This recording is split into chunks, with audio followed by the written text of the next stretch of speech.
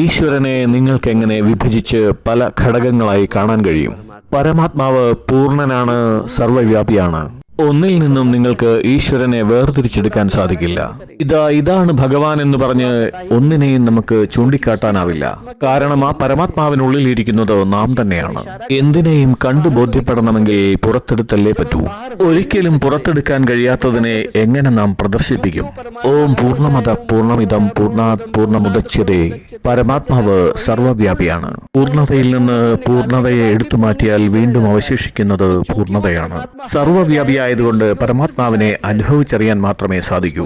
ഇതാണ് പരമാത്മാവ്, അതാണ് പരമാത്മാവ് എന്ന് നമുക്ക് പറയാൻ കഴിയില്ല. പരമാത്മാവ് ദാ അവിടെയുണ്ട് എന്ന് ഞാൻ പറഞ്ഞാലോ, അപ്പോൾ പിന്നെ ഇവിടെയില്ലേ? പരമാത്മാവ് മുകളിലാണെന്ന് പറഞ്ഞാൽ പിന്നെ താഴെയോ?